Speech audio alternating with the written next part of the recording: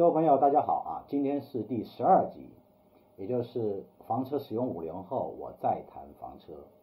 那么今天说说什么呢？今天说说卡座该怎么设计更为实用。卡座大家都熟悉了啊，房车上基本上都有卡座啊。那么现在的卡座呢，有了更多的设计啊，你比如说什么 L 型的啊，什么 U 型的啊。可能 U 型的更多见于一些那种所谓的升降床啊，那个我们不谈啊，我们就谈这种传统的卡座设计。那么传统的卡座设计就是经典的设计，就是一边坐一个人啊，或者一边坐两个，这边再坐两个，一共坐4个人，对吧？就是对坐式的卡座。那么经典的卡座呢，一般来讲就是一边2个座位嘛，对不对？一共4个座位嘛。这样的话呢，房车就可以所谓的准载什么6人啊，这种情况就可以很轻松的实现啊。但实际上呢作为一个房车的使用者，可能你更多的是2个人出行或者3个人出行啊，一般最多的3个人啊。90%人是这样子的啊，2个人或者3个人出行。那么我还是建议你呢，卡座就设计成经典的对坐的形式就行了。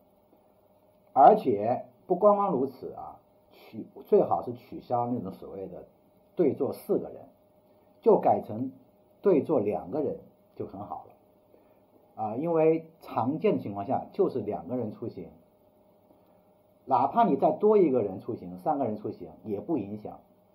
什么意思啊？就是说把这个双人的卡座的座位换成单人的，也就是说这边一个单人，这边一个单人，两边都是单人。这样的话呢，好处在哪里啊？经过这种实用的检验你设计成单人的情况下更方便。这样的话，你在挪你的屁股的时候，你的屁股不会怎么样，不会坐在这个2个卡座之间那个凸起的位置上不舒服，对不对？那么你做成一个单人的座位给它做宽一点，比如做成90甚至100我说是厘米这样的话呢，你的屁股可以随意的挪移可以挪到这边来，挪到这边来，也可以放在中间这样你会更自如一些不仅仅是你自如，你对方的你的爱人或者说你的朋友也很自如。这是我把它叫做单人卡座就是双单人卡座。这种设计呢可能会更舒适一些哪怕你是夫妻两口子带一个孩子出去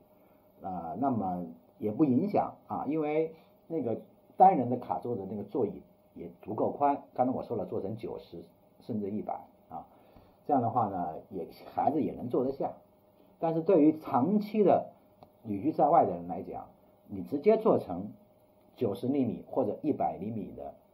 一个单人的对向卡座会更舒适不光光是你舒适，你的爱人也舒适而且互相之间呢没有什么影响至于说那个 L 型的说实话我现在车上就是 L 型的那么根据我实际的体验来说还不如做成传统的对向卡座更舒适一些。因为有的时候呢你的朋友会跨过你的这一边到里面这个所谓的这个 L 型的这个 L 部分去，这个长条形状去不方便。而且呢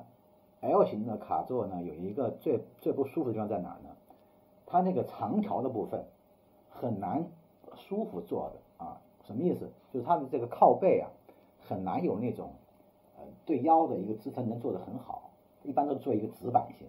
这样长期坐着会很累那么话说到这里呢卡座这个腰托部分这个设计一定要做到位而且包括整个座椅要求也比较高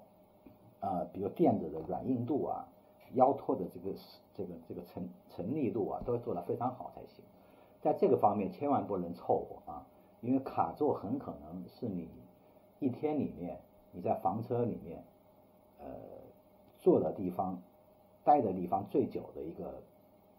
一个地方了啊，仅次于床啊，床可能是一天8个小时甚至更长啊。那么卡座也是很长的，所以卡座这一块千万不能够节约成本啊，